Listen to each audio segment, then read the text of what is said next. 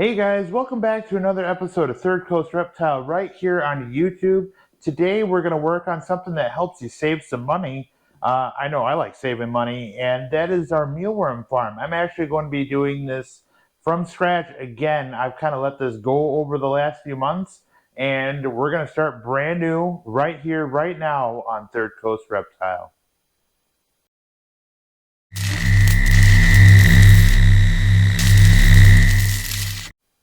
All right, so we are going to start with what layers make our mealworm farm. We have the top layer here, which is in fact our beetle, our mealworm beetle farm layer, which is where they sit on top of this screen.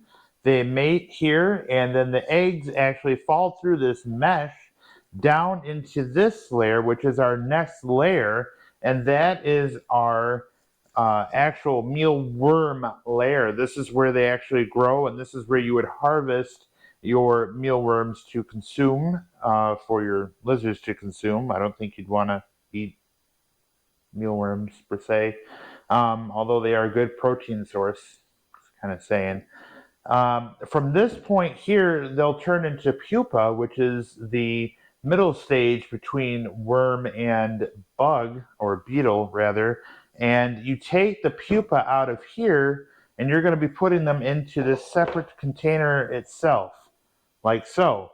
The reason why we're doing this is because if you put the pupa back into the beetle layer itself, the beetles will actually attack the pupa for food, and that would slow down your reproductive cycle. So we put the pupa into their own container like this until they turn into bugs or beetles. When they become beetles, we then put them back into that top layer, and that cycle repeats itself. To harvest these guys, you want to make sure that you leave at least 50% of the population in here at all times. That will sustain the farm and keep life going for you, and ultimately save you money. So we're going to go ahead and get this set up.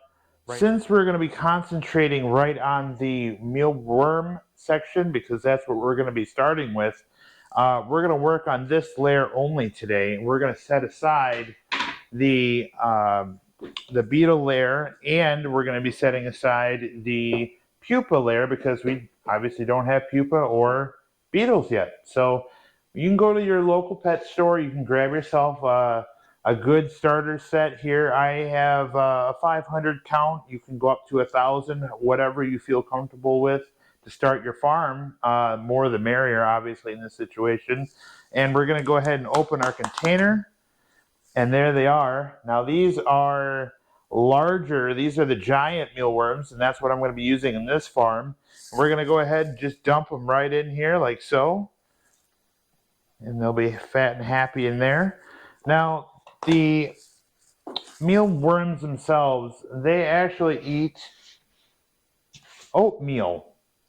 And mealworms, oatmeal, this is what they consume. So we're going to go ahead and put a layer in here for them of this Quaker Oat brand oatmeal. Now this is plain, no flavor additive, which you don't want to have in there. You just want the plain oats.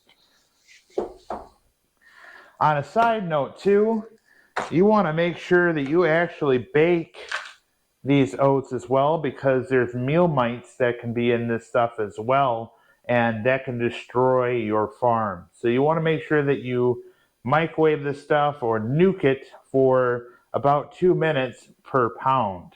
So we're going to go ahead and take our oats and dump them in here and just create a little layer for them like this.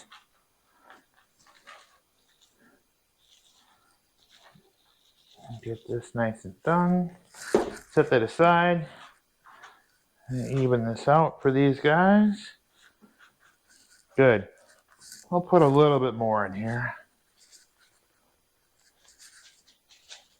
All right, so when you're done creating this layer, you should have about half of an inch, of this oatmeal substrate in here for them to live in. You'll notice that this substrate will become like a really fine granular substance like this, and that's when you know it's time to change it out and add more oats to it. This is the main focus of what we're doing today because, again, we don't have any beetles and we don't have pupa yet. We only have the one layer. But in about 2 to 3 weeks' time, you'll start noticing these guys transform into pupa, and then you can start sorting them out and creating the different layers. Now that we have our layer set up and done, we can go ahead and restack, reapply our beetle layer above. And as you can tell, there's a little bit of gap between your oats and your screen mesh here, which is really important for what we're doing. And that allows the eggs to drop down into the oats, and then they can develop into worms, and then your cycle is set. This is all ready to go. In fact, if you wanted to, you can put more oats in here on top and wait for your beetles, so that way when they're ready, they can have substrate ready to go. In this instance, I'm just going to wait and leave it like this. When you do get your first harvest, in other words, you have mealworms extra in excess that you're able to take out and harvest for your lizards. If you want to stop that process from them pupating, you want to put them in a cold area, cold storage, like a refrigerator, and that slows down that sort of transformation process into pupa. So that'll keep your worms lasting a little longer for you. This whole thing, this whole process, I bought these containers at Walmart. I bought the screen at the local hardware store. I simply hot glued this stuff together, and it was really simple to do. Literally, the screen is just hot glued in here like so, and we put this stuff together like this. Nice little layer. The whole thing, I'm telling you, you can do this whole thing for about 50 bucks at the most. Oatmeal included, by the way, which is ridiculously cheap too. And if you want it, you're trying to save some money, this is a good way to do it. This is a good for this whole unit. Once it's all set up like this, if you want to store it in a room temperature area, that'll be fine, around 70 degrees. Of course, if you do store this in a cooler area, expect that process to be a little slower for them to pupate and then turn into beetle.